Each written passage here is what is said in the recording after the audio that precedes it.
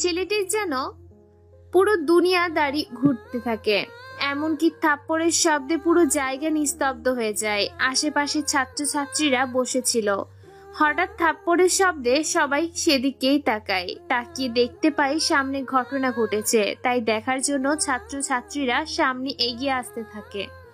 এমন সময় ছেলেটা ডিজে গান শোনা বন্ধ করে হালকা জোরালো কণ্ঠে বলে ওঠে, এ কি ভাই, আপনি আমাকে থাপ্পড় মারলেন কেন?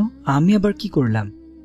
ছেলেটার এরকম আজাইরা কথা শুনে উপস্থিত দাঁড়িয়ে থাকা ব্যক্তিটা সহ সকল ছাত্রছাত্রী অবাক দৃষ্টিতে ছেলেটির দিকে তাকিয়ে আছে, যেন ছেলেটা কি এক বলে ফেলেছে, যার কথা শুনে সবাই কলা গাছের মতো থ মেরে দাঁড়িয়ে আছে।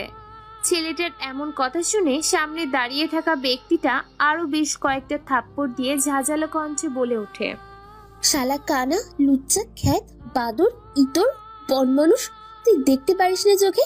আর তুই কাকে ভাইয়া বলছিস? তোকে তো আজকে। উপস্থিত থাকা ব্যক্তিটার মুখে এরকম চিৎকার শুনে সবাই ভয় পেয়ে যায়। সবাই ভেবেছে আজকে এই ছেলেটা এখানেই শেষ, কেননা যার সামনে পড়ছে সেই ছেলেটার হতভাগ দৃষ্টিতে সেদিকেই তাকিয়ে আছে।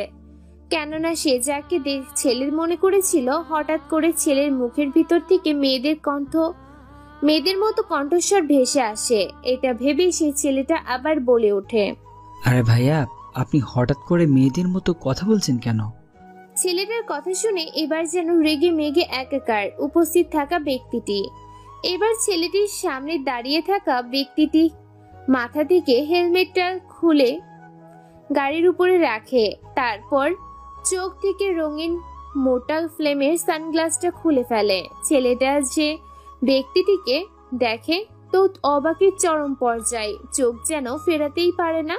অসম্ভব সুন্দর ও নয়ন ভরা এক দৃষ্টিতে সেদিকেই তাকিয়ে আছে, যেন ছেলেটির চোখে ফেরাতে পারছে না। কেননা তার সামনের সঙ্গে একটা জান্নাতের অপ্সরীর সুহাসিনী হুড়পড়ি দাঁড়িয়ে আছে। এ যেন রূপকথার সেই গল্প পড়ি। ছেলেটির এরকম অবাক চাহনিতে তাকিয়ে থাকা দেখে এবার মেয়েটি ছেলেটার শার্টের কলার ধরে কাঁধে ঝাঁকাতে বলে ওঠে, কিরে, তুই যেন কি বলছিস? এতক্ষণ তোকে আমি কেন মারছি? আর তুই যেন কি বলছিলিস আমাকে? ও হ্যাঁ, ভাইয়া। না মানে ওই আর কি। এই মাফিকে ভাইয়া বলার শাস্তি তোকে পেতেই হবে। আর তুই যে কোথা থেকে একটা জঙ্গলি সাইকেল নিয়ে এসে আমার এত দামি একটা বাইকে লাগালি, এর ক্ষতিপূরণ তোকে দিতেই হবে। সরি ভাই, মানে সরি আপু, আসলে ভুল করে লেগে গেছে।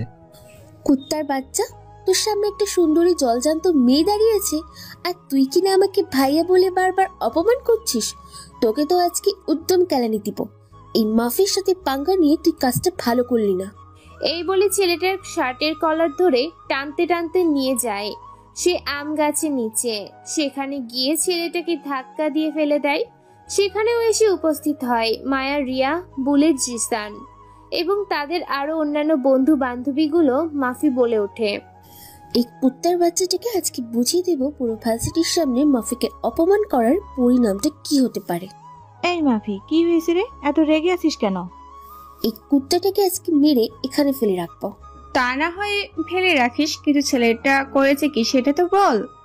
ও আমার এত সুন্দর আর শখের দামি গাড়িটাতে ওর ইয়ামাহা জঙ্গলি মরিচিকা বাংলার সাইকেল নিয়ে এসে ধাক্কা দিয়েছে, সাথে আমাকে পুরো ভার্সিটিতে ভাইয়া বলে অপমান করেছে।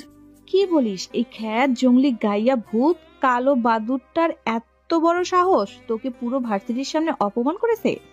মাফি, ওকে এভাবে শাস্তি দিলে হবে না। ওর শরীর থেকে সবকিছু খুলে ওকে এলোপাতাড়ি পেটাতে হবে, যাতে ওর মার দেখে নেক্সট টাইম তোর সাথে কেউ পাঙ্গা নেওয়ার সাহস না পায়। ঠিক বলেছিস, শালাকে ধর, আজকে বুঝিয়ে দেব এই মাফি কতটা ডেঞ্জারাস। এই বলে বুলেট, জিসান, মায়া, রিয়া এবং তাদের সকল বন্ধু বান্ধবীগুলো ছেলেটাকে ঘিরে ফেলে। ছেলেটার পরনে থাকা সেই শার্টটা খুলে ফেলে। এরপর যে যার মতো এলোপাথারি মারতে থাকে। ছেলেটা বলে ওঠে, ও মা গো, আমাকে মারছেন কেন আপু? আমাকে ছেড়ে দিন, আমি বুঝতে পারিনি, আমার ভুল হয়ে গেছে। আর মারবেন না আমাকে। এত সুন্দরী যুবতী একটা মেয়ে দাঁড়িয়ে থাকা সত্ত্বেও তুই আমাকে ভাইয়া বলে রাখিস? আর ভাইয়া বলবো না, এখন থেকে আপু বলবো। আমি বুঝতে পেরেছি আপনি ছেলে না, আপনি মেয়ে। আমাকে ছেড়ে দিন প্লিজ। আমি আসলে চিনতে পারিনি, আপনি তো ছেলেদের মতো পোশাক পরেছেন। ছেলে না মেয়ে তাই বুঝতে পারিনি, তাই ভাইয়া বলেছি। তবে রে বেটা, দাঁড়া, তোকে তো। এই বলে আরো এলোপাথারি পেটাতে থাকে। ছেলেটাকে মারতে মারতে প্রায় ফাটিয়ে ফেলেছে। বিভিন্ন জায়গা থেকে রক্ত বের হচ্ছে, অনেক জায়গায় ক্ষত সৃষ্টি হয়েছে। কেউ ছেলেটাকে বাঁচাতে আসে না, সবাই দূর থেকে তামাশা দেখছে। কেউ কেউ হাসে, আবার কেউ কেউ ছেলেটার জন্য দুঃখ প্রকাশ করছে। অনেকক্ষণ মারার পরে ছেলেটা মাটিতে লুটিয়ে পড়ে। এটা দেখে মাফি বলে ওঠে, ব্যাটাকে এখানে পড়ে থাকতে দে। আচ্ছা মতো বুঝিয়ে দিয়েছি এই মাফি কি জিনিস। চল তো এখান থেকে, নেক্সট টাইম আর কারোর সাহস হবে না এই মাফির সাথে ঝামেলা করার। বলে সেখান থেকে সবাই মিলে চলে যায়। ছেলেটা সেখানে পড়ে থাকে। প্রচন্ড মার মেরেছে, শরীরের ব্যথায় নড়াতেও পারছে না। সবাই যখন চলে যায়, ছেলেটি তখন একটি মুচকি হাসি দেয়। তারপর ছেলেটা হাজারো যন্ত্রণা সহ্য করে উঠে দাঁড়ায়।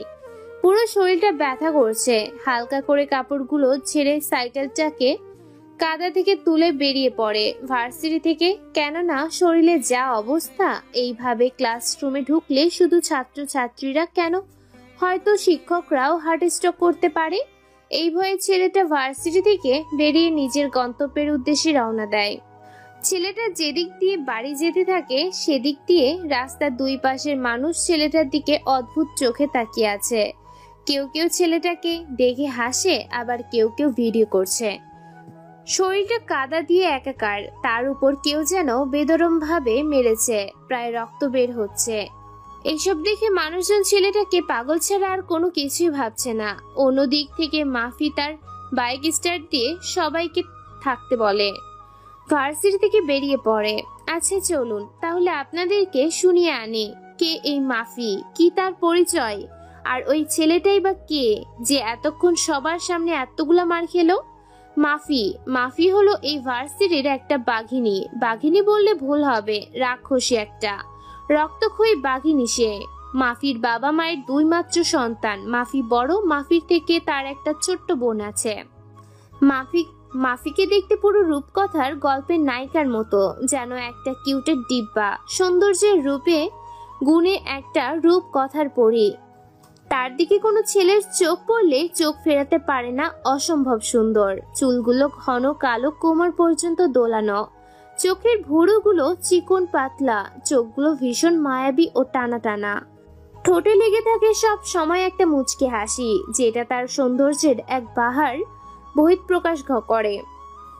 ঠোঁটের নিচে কালো রঙের ছোট্ট একটা তিল, যেটা মুখের সৌন্দর্যটাকে দ্বিগুণ করে তুলেছে। গালগুলো অসম্ভব উজ্জ্বল ফর্সা, সাদা ধপধপে, দুধে আলতা গায়ের রং। লম্বায় 5 ফুট 2 ইঞ্চি, দেখতে চিকনও না আবার মোটাও না, ঠিক একটা ছেলের যেমন পছন্দ ঠিক সেরকম মিডিয়াম সাইজের দেখতে মাফি। বডি ফিটনেস, দেহ ফিগারওয়ালা বডি। আরে ভাই, মাফির বর্ণনা যতই দিই না কেন কম হয়ে যাবে। আমার দেখা সবচেয়ে সেরা এই মাফি। আমি ছেলে না হয়ে যদি মেয়ে হতাম, তাহলে যে কোনো বিনিময়ে তাকে বিয়ে করতাম। মাফির বাবা একজন মন্ত্রী, মা গৃহিণী, বোন এবার ক্লাস 10-এ পড়ে, আর মাফি ভার্সিটির 2য় বর্ষে পড়ে। পুরো ভার্সিটিতে শুধুমাত্র তার রাজত্ব চলে। মাফির উপরে কেউ কথা বলতে পারে না, যদিও বা কেউ কথা বলে তাহলে আজকের মতোই তাকে ধোলাই করা। মাফির একটাই কাজ, কলেজে কেউ নতুন আসলে তাকে র্যাগিং করা। বাবার ক্ষমতা ও টাকা এবং নিজের সৌন্দর্যের বাহার আছে বলে কাউকে তোয়াক্কা করে না। অন্যদিকে আমাদের গল্পের নায়ক রাফি এতক্ষণ ভাইয়া বলার কারণে গণধোলানি খেলো কলেজের মাঠে। রাফি দেখতে সহজ সরল, ভোলা ভালা, সাদা মনের এক গ্রামের ছেলে। দেখতে নাদুস নুদুস গুলুমুলু ছেলে। রাফি দেখতে শ্যামলা, বোনের পাসপোর্ট 6 ইঞ্চি লম্বায়, বেশ স্বাস্থ্যবান, 6 প্যাক বডি। বডি ফিটনেস, দেহ যেমনই স্বাস্থ্যবান তেমনই হ্যান্ডসাম। ইট পাটকেল ও ধুলাবালি থেকে উঠে আসা রাফি এই গ্রামের ছেলে। রাফি একটা রাখালের ছেলে। রাফি নিজে রাখাল। রাফি রাখালগিরি করে তার সংসার চালায়। সারাদিন রোদে থাকে বলে দেখতে বেশ কালো। সত্যি এখন কালো নাকি কালোর ভিতরে লুকিয়ে আছে আসল রহস্য। যেমন চকচক করলে সোনা হয় না, ঠিক তেমনি মাটির নিচ থেকেও শুধু কয়লা বরং সোনাও পাওয়া যায়। রাফি দেখতে পুরো অন্যরকম, অদ্ভুত টাইপের রাফি, ইনোসেন্ট, সহজ সরল, সাদা এক ভোলা ভালা গ্রামের ছেলে। সাইকেল নিয়ে রাখালগিরির শেষে নিজের জীবনটাকে পরিবর্তন করার জন্য শহরের ভার্সিটিতে পড়তে যায় রাফি। রাফিকে যে কেউ দেখলে গায়া হাবা গোবা খ্যাত আর গত থেকে উঠে আসা ছেলেই বলবে। সবাই রাফিকে গালাগালি করে রাফি সেদিকে মোটেও খেয়াল দেয় না, সে নিজেকে নিয়ে ব্যস্ত। এদিকে রাফি সাইকেল নিয়ে চলে আসে একটা বস্তিতে। তারপর সাইকেলটাকে কোলে করে নিয়ে পুকুরের মধ্যে ভালো করে গোসল করে রোদে শুকাতে দেয়। তারপর নিজেও পুকুরে গোসল করে নেয়। অন্যদিকে ভার্সিটি থেকে বেরিয়ে যায় মাফি। মাফি হাইওয়ে রাস্তার উপরে চোখে সানগ্লাস, পরনে হেলমেট, পোশাকে আশাকে জিন্স প্যান্ট, টি শার্ট এবং লেদার কোট। হাইওয়ে রাস্তার উপর দিয়ে ফুল স্পিডে বাইক চালিয়ে অজানা গন্তব্যের উদ্দেশ্যে নিজের আপন গতিতে যাচ্ছে। এদিকে বস্তিতে এত তাড়াতাড়ি রাফিকে দেখে তার বন্ধু রাফসান বলে ওঠে, কি রে রাফি, তুই না ভার্সিটি গেলি? তাহলে এত তাড়াতাড়ি কি করে চলে এলি? নাকি ভার্সিটির কোনো ঝামেলা হয়েছে তোর সাথে? রাফসানের কথা শুনে রাফি একটা মুচকি হাসি দেয়। তারপর পাশের ঘাসের উপর বসে মুচকি হেসে বলে ওঠে, আরে চুপ বেটা, ঝামেলা হবে কেন? ভার্সিটিতে আজকে আমার ভালো লাগেনি তাই চলে এসেছি। তাছাড়া চাচার ছাগলগুলোকে যদি সময় মতো নিয়ে না যেতে পারি তাহলে শুরু করবে আর এক ঝামেলা। সেটা অবশ্যই তুই ঠিক বলেছিস, কিন্তু তুই না আসলেও পারতি। আমি আর রাসেল ভাই তো ছিলাম। আরে এতক্ষণে কাজের কথা বললি, রাসেলরে তো দেখতেছি না, ও কোথায়? আসলে ভাবি একটু অসুস্থ তো, তাকে নিয়ে হয়তো হসপিটালে গেছে ডাক্তার দেখানোর জন্য। আরে বলিস কি, এখানে দাঁড়িয়ে না থেকে চল আমার সাথে, গিয়ে দেখি কি হয়েছে। তারপর রাফি সাইকেলটাকে কোলে করে উল্টো ঘুরিয়ে রাফসানকে সামনে বসে গ্রামের আঁকা বাঁকা মিঠু পথ ধরে চলেছে হসপিটালের উদ্দেশ্যে। তারা চার বন্ধু, রাফি, রাফসান, রাসেল, রাব্বু। সবার থেকে রাফি বুদ্ধিমান এবং বিচক্ষণ বলে গ্রামের সবাই তাকে ভালোবাসে। রাফিকে ছাড়া গ্রামের সবাই যেন অচল। রাফিকে গ্রামের সবাই ভালোবাসে। রাফি অনাথ, রাফির আপন বলতে কেউ নেই। এদিকে বাইক চালিয়ে মাফি চলে আসে একটা ক্লাবের উদ্দেশ্যে। সেখান থেকে কিছু একটা নিয়ে আবার গাড়ি করে রওনা দেয় ভার্সিটির উদ্দেশ্যে। কিছুক্ষণের মধ্যে ফুল স্পিডে গাড়ি চালানোর কারণে ভার্সিটির মাঠে এসে উপস্থিত হয়। তারপর নিজের গাড়িটাকে পার্কিং করে তার বন্ধুদের কাছে যায়। মাফিকে দেখে রিয়া, মায়া, বুলেট, জিসান বলে ওঠে, হে তুই এত তাড়াহুড়ো করে কোথায় গেলি? আবারও তাড়াতাড়ি চলে এলি ভার্সিটিতে, বুঝলাম না কিছু। গেলাম একটা দরকারি কাজে, কাজ করে আবার চলে এলাম ভার্সিটিতে। সেটা না হয় বুঝলাম, কিন্তু তোর হাতে এটা কোন কার্টুন? এত বড় বাক্স তুই কি নিয়ে এসেছিস?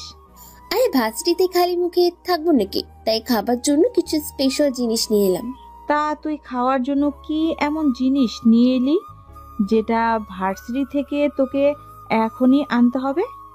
আরে বাজারে নতুন মাল ঢুকেছে, এটা ট্রাই করার জন্য নিয়ে এলাম। এটা হলো বিদেশি অ্যালকোহল। তুই এখন এই দিন দুপুরে ভরা কলেজের সামনে মাল খাবি? তাতে কি হয়েছে? আমি গেলাম খাওয়ার জন্য, তোরা খেলে আয়, না হলে এখানে থাক। আমাকে বাধা দেবে এমন কেউ ভার্সিটিতে নাই। আর আজকে মনে হয় আজকের পর থেকে কেউ আমার সাথে তর্ক বিতর্কে জড়াবে না, কারণ আজকে তো উত্তম মাধ্যম দিয়েছিলাম সকালের ওই খ্যাত হাবাগোবা ছেলেটাকে। তারপর মাফিয়ার কোনো কথা না বলে এখান থেকে চলে যায় কলেজের গেটের সামনে। কেননা কলেজের গেটের সামনে তাদের আড্ডাখানা। সেখানে একটা সুন্দর বসার স্থান আছে একটা আম গাছ। সেখানে বসে তারা আড্ডা দেয়। এক এক করে সবকিছু বের করে 5 জনে 5 বোতল নিয়ে খেতে থাকে। সাথে চানাচুর, সিগারেট, চিকেন, আরো নেশাটাকে গাঢ় করার জন্য যাবতীয় যা প্রয়োজন হয় দিন দুপুরে কলেজের গেটের সামনে খেতে থাকে। কেউ ভয়ে কোনো কথাই বলতে পারে না। স্যার সবটা দেখে চুপচাপ থাকে, কেননা কেউ যদি প্রতিবাদ করে তাহলে তার প্রতিবাদ খুব ভয়ঙ্কর হবে, হয়তো তাদেরকে মেরে ফেলতেও পারে। এই ভয়ে কেউ কোনো কথাই বলে না। সবাই সবটা মুখ বুঝে সহ্য করে। দেখতে দেখতে ভার্সিটির সময় শেষ হয়ে যায়। ভার্সিটি ছুটি দেয়া হয়। ছাত্রছাত্রীরা দল ভেঙে ভার্সিটি থেকে বের হতে থাকে। শিক্ষক তারা বের হতে থাকে। শিক্ষার্থীদের সাথে কেউ গাড়িতে করে যাচ্ছে, আবার কেউ পায়ে হেঁটে যাচ্ছে। গেটের সামনে বসে তারা এখনো মাদক সেবন করছে। দেখতে দেখতে পুরো ভার্সিটির ছুটি হয়ে যায়। রাফি, মাফি ও তার দলবল তারা আর সেখানে এক মুহূর্ত দেরি না করে তাদের গাড়িগুলো নিয়ে বেরিয়ে পড়ে। মাফি পুরো ছেলেদের মতো গাড়ি চালাচ্ছে, ছেলেদের মতো রাস্তায় বেপরোয়া হয়ে গাড়ি চালাচ্ছে। এদিকে তারা চলে আসে হসপিটালে, সেখানে রাসেলের সাথে দেখা করে। তারপর সবাই মিলে একসাথে সাইকেলে করে রওনা দেয় আবার বাড়ির উদ্দেশ্যে। আর রাসেল এবং আব্দুল চাচার বাড়িতে থাকে। রাসেলের আপনজন বলতে কেউ নেই, তাই সে এলাকার নেতার বাড়িতে থাকে, যে এলাকার মাথা।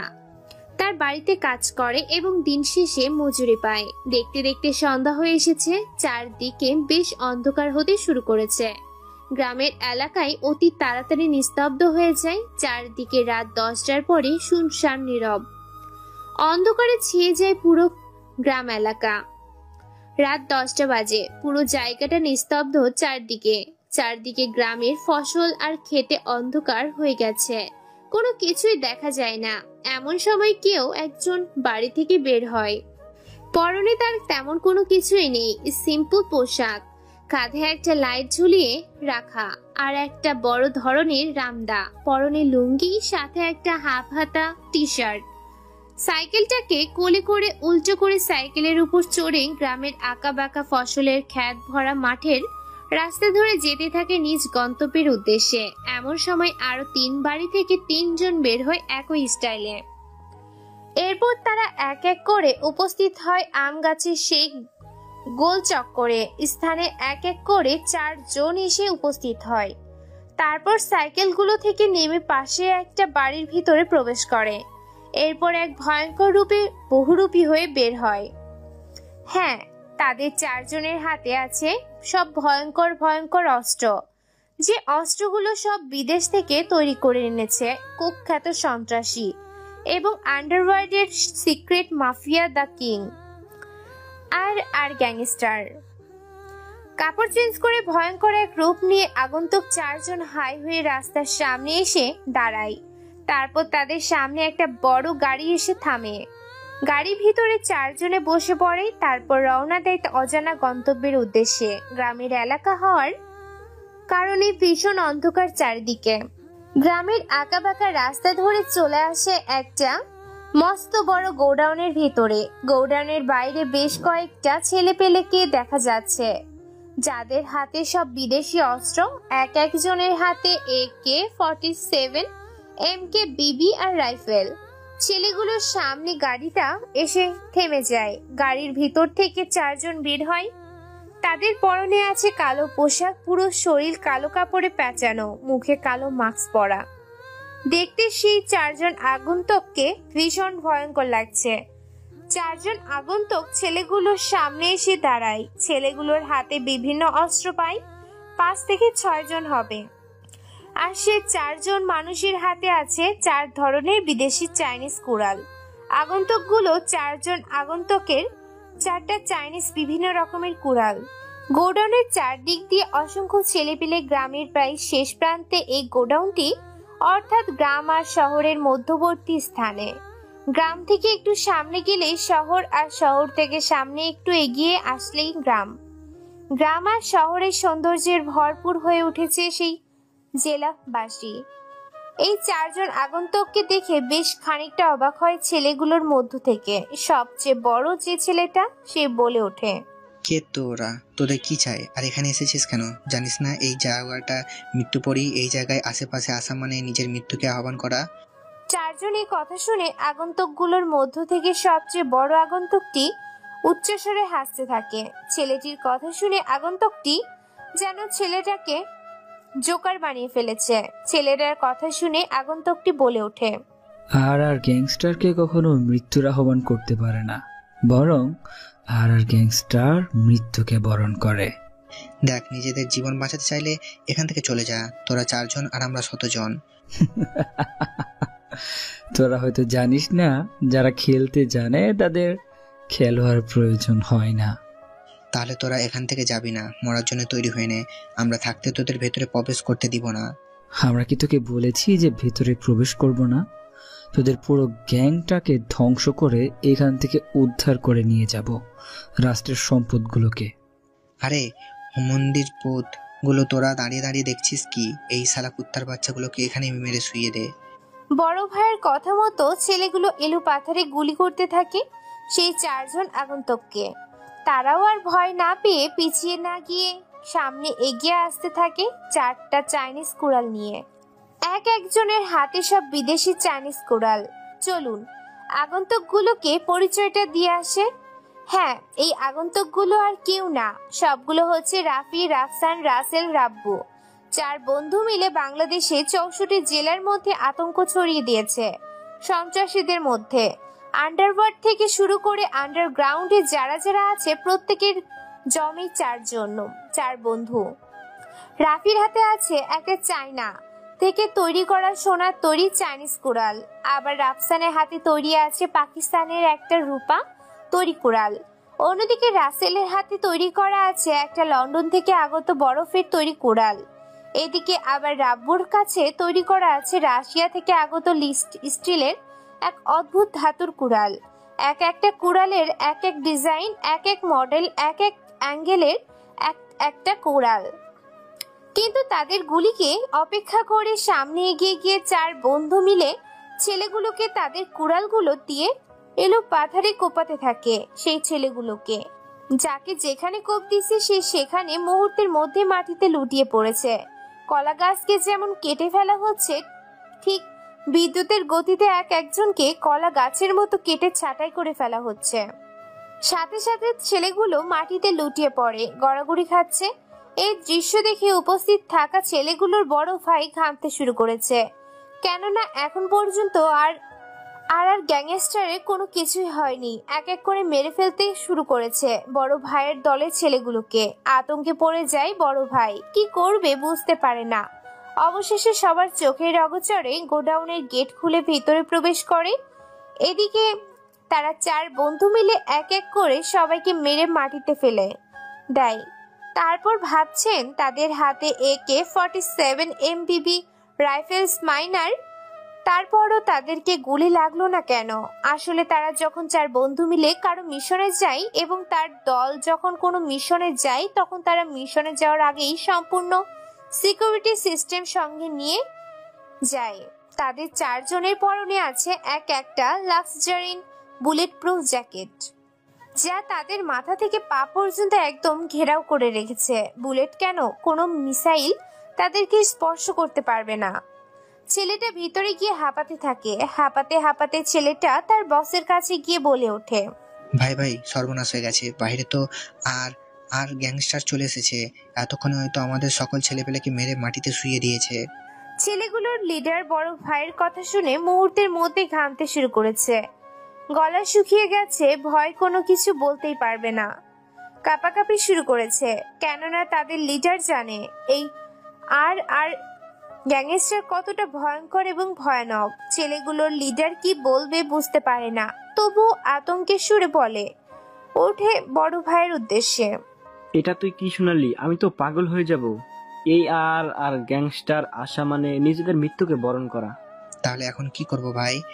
গোডাউনের ভিতরে এবং বাইরে যতগুলো ছেলেপেলে আছে সবাইকে রেডি হতে বল, হয় মরবো না হয় মারবো। কিন্তু ভাই আমার মনে হয় না যে আমরা তাদের কাছে পেরে উঠবো। আমি জানি ওরা আসা মানে মৃত্যু নিশ্চিত, কিন্তু চেষ্টা করতে দোষ কোথায়? ওকে ভাই। এই বলে ছেলেটা এক করে তার দলের সবগুলো ছেলেকে খবর দেয়। সবগুলো ছেলে একসাথে গোডাউনের ভিতর ভিড় করে প্রায় 50 থেকে 80 জন ছেলে হবে। অন্যদিক থেকে বাইরের মিশন কমপ্লিট করে তারা 4 বন্ধুর ভিতরে প্রবেশ করে। ভিতরে প্রবেশ করেই তো তারা, কেননা একসাথে সারিবদ্ধভাবে আছে প্রায় অসংখ্য ছেলে পেলে, তাদেরকে দেখে মুচকি একটা হাসি দেয়। এটা থেকে ছেলেগুলো লিডার বলে ওঠে, কিরে তোরা অবশেষে আর গ্যাংস্টার হয়ে কিনা চলে এলি মৃত্যুপুরীতে? হ্যাঁ, চলে এলাম তোদের মৃত্যুপুরীতে মৃত্যুর খেলা খেলতে তোদের সাথে। তোরা হয়তো নিজের ইচ্ছায় এখানে ঢুকেছিস, কিন্তু বের হবে আমাদের ইচ্ছায়। এটা না হয় সময়ই বলে দিবে। তোরা দাঁড়িয়ে না থেকে এই কুত্তার বাচ্চাগুলোকে মেরে এখানে ফেলে রাখবি। এই আন্ডারওয়ার্ল্ডের জগৎ থেকে আমার আর গ্যাংস্টারের নাম মুছে দিবি। লিডারের কথা মতো তার প্রত্যেকটা ছেলেপেলে এগিয়ে যায়। তাদের সাথে মোকাবিলা করতে এক একজনের হাতে এক এক অস্ত্র। শুরু হয়ে যায় দুই দলের মধ্যে সংঘর্ষ। একদিকে 4 জন আর অন্যদিকে 50 থেকে প্রায় 80 জন। দুই দলে চলছে ইলু পাথারি কোপাকুপি। পুরো খেলার ময়দান জুড়েই শুধু টান টান উত্তেজনায় ভরপুর। তারা 4 বন্ধু মিলে নিজেরাও মারছে, আবার তাদের কাছ থেকে মার খাচ্ছে। পরিস্থিতি ভীষণ ভয়ঙ্কর রূপ ধারণ করেছে। দুই দলে বিশাল সংঘর্ষ হয় 4 জন মিলে। যখন পরিস্থিতি সামলাতে পারে না তখন তারা মেসেজ করে।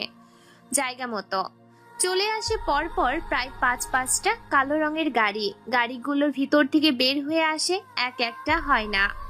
তারপর গোডাউনের ভিতরে প্রবেশ করে। তারাও এলোপাথারি কোপাতে থাকে। মুহূর্তের মধ্যে 15 মিনিটের মধ্যেই পুরো মাঠ ফাঁকা করে ফেলে। এটা দেখে বড় ভাই ও লিডার ভীষণ ঘাবড়ে যায়। যখনই সেখান থেকে পালাতে যাবে তখনই তাদের পায়ে গুলি করে দেয়া হয়। তারপর তাদের হাত ও পা এক জায়গায় বেঁধে বাসের মধ্যে ঝুলিয়ে উল্টো করে নিয়ে যায় গাড়িতে। তারপর পুরো গোডাউনে তারা 4 জন মিলে ঘুরে দেখতে থাকে। গোডাউনের বিভিন্ন জায়গায় আটক করে রাখা আছে বিভিন্ন শিশু, মেয়ে, মহিলা। এক এক করে তাদেরকে মুক্ত করে দেয়। সেখানে আরো ছিল দেশি বিদেশি অনেক অস্ত্র। সে অস্ত্রগুলোকে সেখান থেকে নিয়ে চলে যায়। যাওয়ার সময় থানায় কল করে জানিয়ে দেয় ঘটনাটা। পুলিশ সেনাবাহিনী দ্রুত খবর পেয়ে সেখানে চলে আসে, উদ্ধার করে মেয়েগুলোকে। এরপর তারা নিজেদের গন্তব্যের উদ্দেশ্যে রওনা দেয়। দেখতে দেখতে রাত 3টা বেজে যায়। সবকিছু ঠিকঠাক করে বেরিয়ে পড়ে গ্রামের উদ্দেশ্যে। পরের দিন সকাল 7টায় বিভিন্ন সংবাদ, টেলিভিশন এবং পত্রিকা খবরের কাগজের সাংবাদিকের বলা কথাগুলোকে এক এক করে তুলে ধরা হয়েছে। বিভিন্ন টিভির স্ক্রিনে খবরের কাগজে বেরিয়েছে আর গ্যাংস্টার ও তার দলের বিষয়ে, যেখানে সাংবাদিক বলছে, শুভ সকাল। সকাল 7টার খবরে আজ আপনাকে আমন্ত্রণ। সকাল 7টার ব্রেকিং নিউজ। রাতের আধারের অন্ধকার নির্জন রাতে আর গ্যাংস্টার ও তার দলবল বিশ্বের সেরা আন্ডারগ্রাউন্ড সিক্রেট গ্যাংস্টারদেরকে ধ্বংস করে উদ্ধার করেছে প্রায় কয়েকশো ছেলে মেয়ে ও শিশুকে। সেখান থেকে পাওয়া গেছে বিভিন্ন দেশ বিদেশি অর্থ। আর গ্যাংস্টারকে কেউ দেখেনি, তবে সেই দলের কাউকে বাঁচিয়ে রাখেনি। সবাইকে মেরে কুচুকাটা করে ফেলে গেছে। সেখানে সেনাবাহিনী ও পুলিশকে পরবর্তীতে তাদেরকে উদ্ধার করে সেখান থেকে নিয়ে চলে আসে। এই আর গ্যাংস্টার পুরো দেশ জুড়ে একটা আতঙ্ক। বাংলাদেশের আইনমন্ত্রী এবং উচ্চ পদস্থ আইন কর্মকর্তা জানিয়ে দিয়েছে সবাইকে সাবধানে এবং সতর্কতা অবলম্বন করতে। যারা যারা খারাপ কাজের সাথে যুক্ত আছে তারা যেন সে কাজ থেকে বের হয়ে নিজেকে পরিশুদ্ধ করে ফেলে, না হলে হঠাৎ একদিন মৃত্যুর রূপ নিয়ে হাজির হবে এই আর গ্যাংস্টার তাদের সামনে। এই খবরটা শুনে মানুষজন আতঙ্কে পড়ে যায়। আন্ডারওয়ার্ল্ডের বিভিন্ন সন্ত্রাসী এবং আন্ডারগ্রাউন্ডের থাকা বিভিন্ন মাফিয়া সবাই এক নামে চিনে। গত 20 বছর ধরে এই একটা গ্যাং পুরো নাচিয়ে তুলছে আন্ডারওয়ার্ল্ড জগৎটাকে। এই আর গ্যাংস্টারের ভয়ে কেউ কোনো কথা বলতে পারে না। যাদের আজ পর্যন্ত দেখেনি, চিনে না, জানে না, তারা বিদ্যুতের গতিতে আসে আর ঝড়ের বেগে মিলিয়ে যায়। অন্যদিকে খবরের কাগজ পড়তে পড়তে চাচা আব্দুল্লাহ চলে আসে তার গরুর ফার্মে। সেখানে এসে বলে ওঠে, কিরে রাফি, কাজ তো ঠিক করে কর। কালকে শুনলাম তুই কলেজে গিয়েছিলি। জি চাচা, আমি কাল কলেজে গিয়েছিলাম কিন্তু ক্লাস করতে পারিনি। কেন রে, কি হয়েছে? আর বললেন না চাচা, আজকে আবার যেতে হবে কলেজে। ঠিক আছে, সব কাজ ঠিকঠাক করে সেখানে চলে যাস। এই বলে চাচা সেখান থেকে চলে যায়। তারপর সেখানে এসে উপস্থিত হয় রাফসান, রাসেল, রাব্বু। তারা 4 জন মিলে এক এক করে সম্পূর্ণ কাজ শেষ করে। তারপর রাফি তাদের কাছ থেকে বিদায় নিয়ে রেডি হয়ে কলেজের উদ্দেশ্যে রওনা দেয়। হ্যাঁ, আপনারা একদম ঠিক ধরেছেন। আজকে রাফি ঠিক একই স্টাইলে বাংলা স্মার্ট স্টাইলিশ খ্যাত হয়ে রওনা দিয়েছে কলেজের উদ্দেশ্যে। কাঁধে ব্যাগ, হাতে ঘড়ি, চোখে বিনা পাওয়ারের সাদা ফ্রেমের রঙিন চশমা, পরনে ঢেলেই ঢালা চিকচাক রঙিন কালারের ময়লাযুক্ত পোশাকগুলোতে ময়লাযুক্ত হওয়ার কারণেই প্রায় তিল বসে গেছে। প্রচন্ড রোদের তাপে ঘেমে একাকার শরীরের সাথে লেপ্টে আছে তার কাপড় চোপড়। চুলগুলো এলোমেলো করে উস্কো খুস্কো করে আশ্রে নিয়ে দেখতে শ্যামলা বর্ণের। ধুলোবালি আর ইট পাটকেলের এই দূষিত বিষে ভরা স্প্রিডে ইয়ামাহা আর 15 পুরনো আমলের ব্রিটিশ যুগের একটা চায়না ফনিশ সাইকেল নিয়ে রওনা দিয়েছে। প্রায় সাইকেল নিয়ে ভার্সিটির কাছাকাছি পৌঁছে গিয়েছে। আজকে ভার্সিটিতে যেতে যেতে দেরি হয়ে গেছে, কারণ রাস্তায় সাইকেলটা নষ্ট হয়ে গিয়েছিল। সেটা ঠিক করে আবার রওনা দিয়াতে দেরি হয়ে গেছে। ভার্সিটিতে যাওয়ার সময় দেরি হয়ে গেছে বলে এদিক ওদিক না তাকিয়ে ইয়ামাহা আর 15 ব্রিটিশ আমলের চায়না ফনিশ সাইকেলটা নিয়ে হুড়মুড় করে কোনো দিকে না তাকিয়ে ভার্সিটির ভিতরে প্রবেশ করে। ভার্সিটির সবাই সেদিকে তাকিয়ে আছে, কেননা রাফি এত স্পিডে সাইকেল নিয়ে ভার্সিটির ভিতর প্রবেশ করেছে যে সাইকেলের শব্দে আশেপাশে সবারই দৃষ্টি সেদিকেই। গেটের সামনে আম গাছের নিচে মাফি ও তার দলবল পুরো আড্ডা দিচ্ছে। রাফিকে এভাবে ভিতরে প্রবেশ করতে দেখে সবাই সেদিকে অবাক নয়নে তাকিয়ে আছে। পেছন থেকে মাফি বলে ওঠে, কিরে, এটা কালকের সেই খ্যাত ছেলেটা না, যাকে কালকে পুরো ভার্সিটির সামনে আম গাছের নিচেও উদ্যম মাধ্যম দিলাম? হ্যাঁ, এটা সেই কালকের ছেলেটা। ওর নাম জানতে পেরেছিস? ওর নাম মনে হয় রাফি, গ্রামের ছেলে। ওর সাহস হয় কি করে আমার সামনে থেকে এভাবে একটা ভাঙা মরিচিকা সাইকেল নিয়ে এত স্পিডে যাওয়ার? তো তাতে কি হয়েছে? তো মানে এটা আমার অপমান। আমি দাঁড়িয়ে থাকা সত্ত্বেও আমাকে সালাম না দিয়ে এত স্পিডে যাওয়ার সাহস হয় কি করে? শাস্তি ওকে পেতে হবে। কি বলিস, এই ছোট্ট একটা বিষয়ে ওকে কি শাস্তি দিবি? আগে এখানে নিয়ে আসলেই তুই দেখতে পাবি যে ওকে কি শাস্তি দেই আমি। এই বুলেট আর জিসন, তোরা গিয়ে ওই খ্যাত বাবুকে আমার সামনে নিয়ে আয়, আর আজকেও বোঝাবো যে মাফি কি জিনিস। কথায় কথা বাড়বে বলে বুলেট আর জিসান সেখানে এক মুহূর্ত দেরি না করে রাফিকে ক্লাসরুম থেকে বের করে নিয়ে আসার জন্য রওনা দেয়। অন্যদিকে রাফি এদিক ওদিক না তাকিয়ে সোজা সাইকেলটা একটা গাছের নিচে স্ট্যান্ড করে সেখানে তালা মেরে দেয়। তারপর চশমাটাকে হাত দিয়ে ঠিক করে এদিক ওদিক না তাকিয়ে দৌড়াতে থাকে ক্লাসরুমের উদ্দেশ্যে, কেননা এতক্ষণে ক্লাস বসে গেছে। তাই কোনো কিছু না ভেবে রাফি ক্লাসের উদ্দেশ্যে দৌড়াতে থাকে। কিছু সময় পরে অনার্স 2য় বর্ষের ক্লাসরুমে এসে পৌঁছে যায়। তারপর বাইরে থেকে বলে ওঠে, স্যার আমি কি ভেতরে আসতে পারি? স্যার কি যেন একটা বীজগণিতের সূত্র বোঝাচ্ছিল তার ক্লাসে উপস্থিত থাকা শিক্ষার্থীদের। এমন সময় হঠাৎ করে পেছন থেকে কারো কণ্ঠস্বর শুনতে পেয়ে দরজার দিকে তাকায়। সেদিকে তাকিয়ে তো সবাই অবাক হয়ে তাকিয়ে আছে, কেননা অপরিচিত একটা ছেলেটাকে দেখে বেশ অবাক হয়। কেউ কোনো কথা বলে না, নীরবতার মধ্য দিয়ে সময় যাচ্ছে। নীরবতা ভেঙে স্যার বলে ওঠে, কি চাই আর কাকে চাই তোমার? এখানে কি জন্য এসেছো? স্যার আমি ভার্সিটির ছাত্র, অনার্স 2য় বর্ষে, এবার আমি অ্যাডমিশন নিয়েছি। ছেলেটার মুখে এই কথা শুনে সবাই সেদিকে অবাক চোখে তাকিয়ে আছে। ছেলেটার মুখে এই কথা শুনে স্যার এবার তার পরনে থাকা চশমাটা নাকের কাছে এনে আর চোখে ছেলেটার দিকে একবার তাকিয়ে চশমাটা ভালো করে পরে বলে ওঠে, এটা তুমি কি বলছো? এই ভার্সিটির অনার্স 2য় বর্ষের ছাত্র তুমি? জি স্যার, আমি অনার্স 2য় বর্ষের ছাত্র। এটা তুমি কি বলো? তোমার পরনে থাকা পোশাক আর তোমার পোশাকের গঠন থেকে তো বোঝা যায় না যে তুমি এই ভার্সিটির ছাত্র। স্যার পোশাকে কি যায় আসে? শিক্ষাগত যোগ্যতা থাকলে তো শিক্ষা প্রতিষ্ঠানে চান্স পাওয়া যায়, তাই না? হ্যাঁ, সেটা তুমি ঠিক বলেছো। ওকে, তোমার নাম কি? আর ভেতরে প্রবেশ করো। আমার ক্লাসে কিন্তু কোনো কথা বলা যাবে না, যেটা বুঝতে পারবে না আমাকে জানাবে। জি স্যার, আমি রাফি। এই বলে রাফি ভেতরে প্রবেশ করে। স্যার আর কোনো কথা না বলে নিজের মতো করে বীজগণিতের সূত্র দিতে থাকে। রাফি পিছনে গিয়ে বসে পড়ে, মন দিয়ে ক্লাস করতে থাকে। এর কিছুক্ষণ পরে হঠাৎ করে কয়েকটা ছেলে কোনো পারমিশন ছাড়াই ক্লাসরুমের ভিতরে প্রবেশ করে। কোনো অনুমতি ছাড়াই বলে ওঠে ছেলেগুলো, এই ক্লাসে রাফি নামের কোনো ছেলে আছো কি? যদি থেকে থাকো তাহলে বের হয়ে আসো, মাফি তোমাকে ডেকেছে।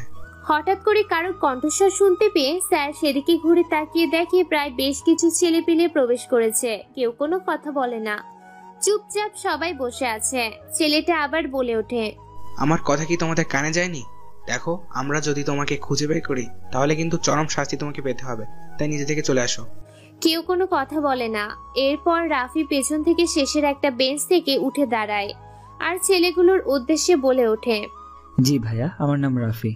এটা শুনে ছেলেগুলো রাফির শার্টের কলার ধরে টানতে টানতে নিচে নিয়ে এসে গেটের সামনে আম গাছের নিচে নিয়ে যায়। সেখানে গিয়ে বলে ওঠে, মাফি, এই নে তোর আসামি।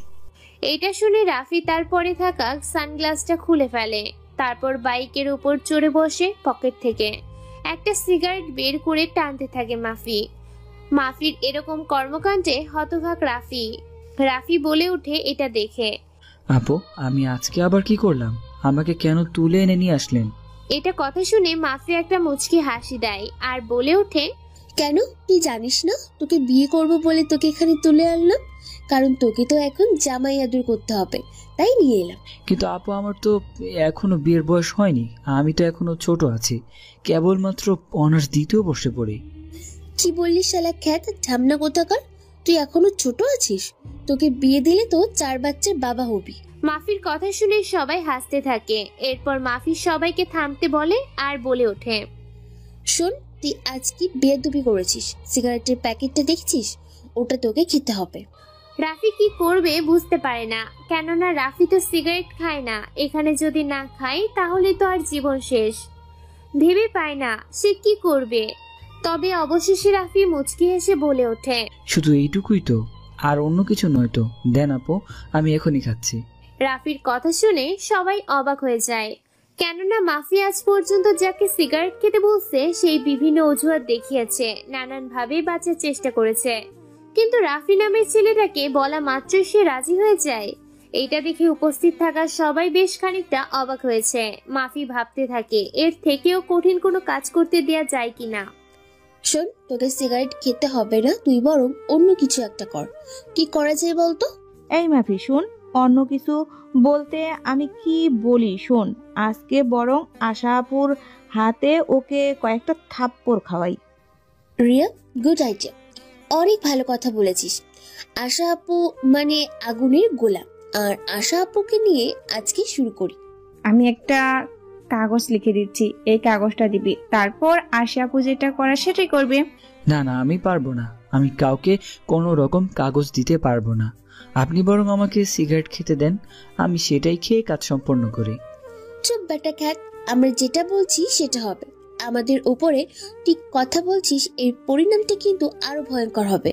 তোকে যেটা বলছি সেটা কর, তাহলে পুরো ভার্সিটির ক্যাম্পাসে কিন্তু তোকে ন্যাংটো করে ঘোরাবো। রাফি ভাইয়ের চুপসে যায়। রাফি এই মুহূর্তে ভাবছে তাকে যদি কেউ বাঁচাতে আসে এদের হাত থেকে রাফি কি করবে বুঝতে পারে না। রাফি বুঝে গেছে আজ তার কপালে ভীষণ দুঃখ আছে।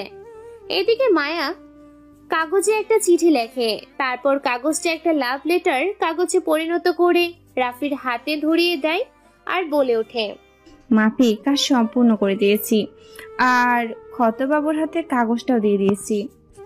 শোন শোন, এই কাগজটা 3 তলা ভবনের উপরে 4 নম্বর রুমে 5 নম্বর টেবিলের 1 নম্বর সিটে একটা মেয়ে আছে যার নাম আশা, আমাদের থেকে সিনিয়র। তুই আশা আপুকে এই কাগজটা দিবি।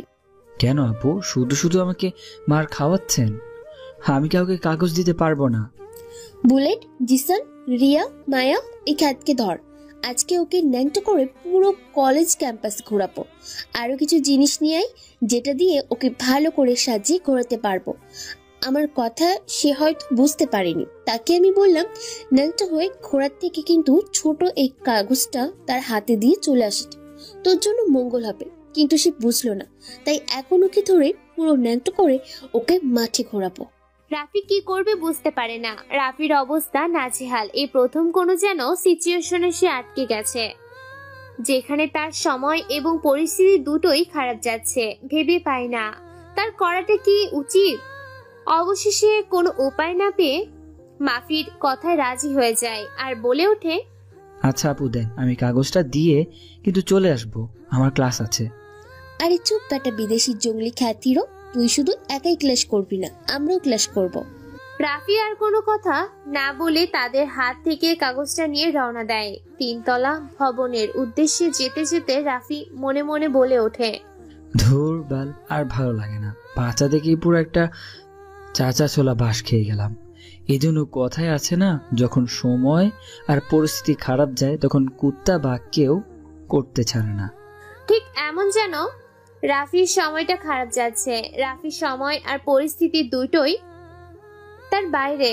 রাফির সময়ের পরিস্থিতি সব সময় তার সঙ্গে চলতো, কিন্তু এখন রাফি বরং সময় আর পরিস্থিতির মাঝে গুলিয়ে গেছে। এইসব ভাবতে ভাবতে 3তলা ভবনের উপরে গিয়ে সেই রুমে গিয়ে কোনো অনুমতি ছাড়াই ভিতরে প্রবেশ করে। হঠাৎ করে একটা ছেলেকে দেখে সবাই থমকে যায়, কেননা সেখানে কোনো ছেলে নেই, শুধু আছে মেয়ে। এতগুলা মেয়েকে দেখে রাফি হিমশিম খেয়ে যায়। এমন সময় মেয়েগুলোর মধ্যে থেকে রাফিকে একজন বলে ওঠে, এ কি, এই ছেলে, তুমি এখানে কোন সাহসে এসেছো? কোনো অনুমতি ছাড়াই ভেতরে প্রবেশ করার সাহস পেলে তুমি কোথা থেকে? আচমকা মেয়েটার কথা শুনে চমকে ওঠে রাফি। রাফির হাত পা কাঁপাকাঁপি শুরু করেছে। কাঁপাকাঁপি কণ্ঠে রাফি বলে ওঠে, আসলে আমি এখানে আসতে চাই নাই, ওরা 2য় বর্ষের কিছু শিক্ষার্থী আমাকে এখানে পাঠিয়েছে। তুমি কি জানো না এটা মেয়েদের কমন রুম? এখানে আসতে হলে পারমিশন নিতে হয়, আর সেখানে তুমি বিনা পারমিশনে ভেতরে প্রবেশ করেছো? ইডিয়েট কোথাকার! আসলে আপু সরি, আমি বুঝতে পারিনি। আমি ভার্সিটিতে নতুন ভর্তি হয়েছি, 2য় বর্ষের ছাত্র। আমি আর এটা আপনার জন্য। কি এটা দেখি? কাগজ। তারপর আশা নামের মেয়েটা সে কাগজটা নিয়ে পড়তে থাকে। অন্যদিকে মাফিও তার দলবল ভেবে নিয়েছে এতক্ষণে হয়তো মেরে ঝুলিয়ে রেখেছে। বেশ আনন্দ করছে নিচে তারা। কাগজটা সম্পূর্ণ পড়ে রেগে মেগে একাকার আশা, চোখগুলো লাল রক্ত ধারণ করেছে। রাফি মেয়েটার এমন অবস্থা দেখে ঘাবড়ে যায়। আশা কোনো কথা ছাড়াই রাফির প্যান্ট পকেটে মারে এক লাথি। রাফি হাত দিয়ে চেপে ধরে ব্যথা সেখানে গড়াগড়ি খেতে থাকে। আশার এরকম কর্মকাণ্ডের সম্পূর্ণ মেয়েগুলো সামনে এগিয়ে আসে আর বলে ওঠে, কি রে আশা, ছেলেটাকে এভাবে মারলি কেন? দেখে তো গ্রামের সহজ সরল সাদা খ্যাত বাবু মনে হচ্ছে, তা তুই ওকে মারলি কেন? আরে তুই আর বলিস না, কোথা থেকে আসে যে এই জঙ্গলিগুলো বুঝি না। হয়েছেটা কি সেটা তো বলবি, তারপরে না হয় বুঝবো সে কেন এই ভার্সিটিতে কিভাবে এসেছে। ওর সাহস হয় কি করে এই ভার্সিটিতে আসতে না আসতেই আমাকে প্রেম প্রস্তাব দেওয়ার, আমাকে ভালোবাসার প্রস্তাব দেওয়ার সাহস হয় কি করে ওর? কি বলিস? এই নে পড়ে দেখ। চরম শিক্ষা দিব। ওদিকে যদি রানা খবর পায় তাহলে তো একে মেরেই ফেলবে। সে আমাকে প্রেম প্রস্তাব দিয়েছে, রানা কেন তাকে মারবে? আমি মারবো তাকে। কথাটা বলা শেষ হওয়ার আগেই আশা নামের মেয়েটা বেশ কয়েকটা থাপ্পড় মারে ছেলেটাকে। রাফির থাপ্পড় খেয়ে অবাক হয়ে যায়। আশা বলে ওঠে, তোকে তেমন কিছু করব না, তোকে জুতোর মালা পরিয়ে পুরো ভার্সিটি ঘোরাবো। ইডিয়েট কোথাকার, গাইয়া খ্যাপ।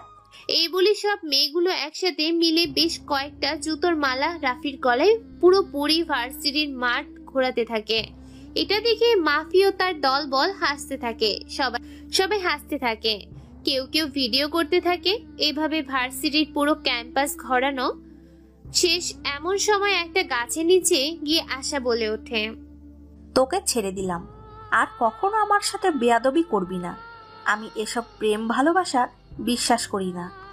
রাফি লজ্জায় কি বলবে বুঝতে পারে না, কেননা সবাই ভিডিও করছে যে যার মতো করে। কেউ কেউ হয়তো ভিডিও বিভিন্ন সোশ্যাল মিডিয়াতে ছেড়ে দিয়েছে রাফির এই কর্মকাণ্ডের ঘটনা। রাফি মনে মনে ভীষণ রেগে গেছে। সে এত অপমান সহ্য করবে না। মাফিও তার দলবলকে সে কাঁদিয়ে ছাড়বে। এটা ভেবে একটা মুচকি হাসি দেয়। আশা আর কোনো কথা না বলে সেখান থেকে যখনই চলে যাবে তখনই পেছন থেকে বেশ কয়েকটা বাইকের আওয়াজ শুনতে পায়। বাইকগুলো দেখে যে যার মতো পিছিয়ে যেতে থাকে, কেউ কেউ আড়ালে যেতে থাকে। বাইকগুলো সোজা চলে আসে আশা ও রাফির কাছে। বেশ কয়েকটা বাইকগুলো তাদের সামনে স্ট্যান্ড করে মাথা থেকে হেলমেটটা খুলে মুচকি একটা হাসি দিয়ে বলে ওঠে একটা ছেলে, এই ভার্সিটিতে কার এত বড় সাহস যে আমি এই ভার্সিটিতে থাকা সত্ত্বেও আমার ভালোবাসার মানুষটাকে লাভ লেটার দেওয়ার? কেউ কোনো কথা বলে না, সবাই চুপচাপ আছে। নীরবতা দিয়ে কেটে যাচ্ছে পুরো সময়টা।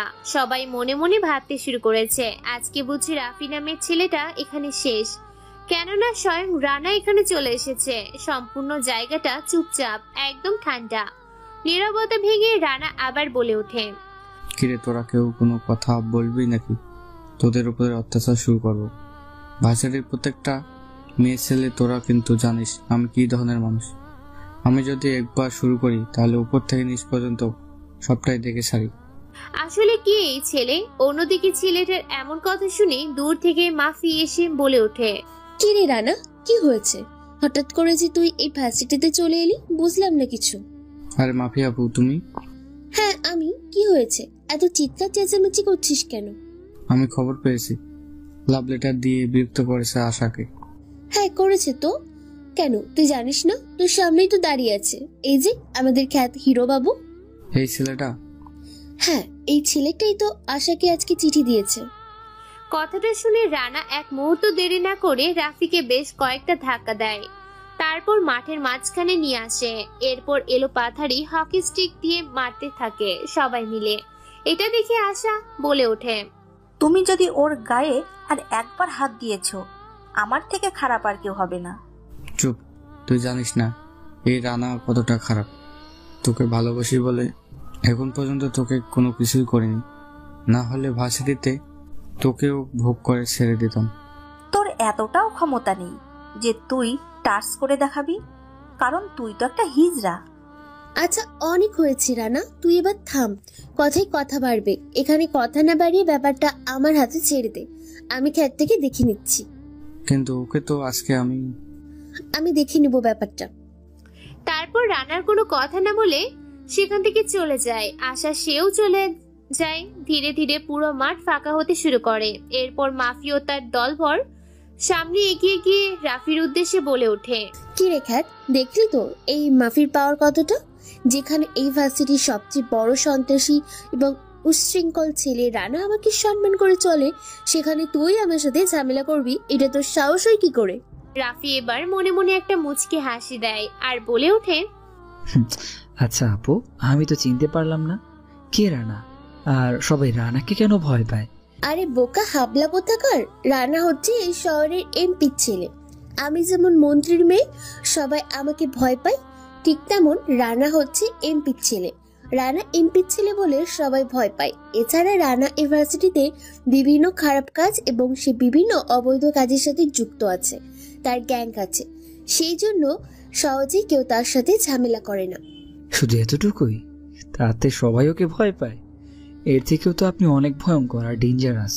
আপনার সাথে তো রানা পেরে উঠবে না। হ্যাঁ তুই সেটা অবশ্যই ঠিক বলেছিস। রানা আমাকে খুব ভয় পায় এবং শ্রদ্ধা সম্মান করে। আমার সাথে বেয়াদবি করে না, কারণ আমি মন্ত্রীর মেয়ে আর সে এমপির ছেলে।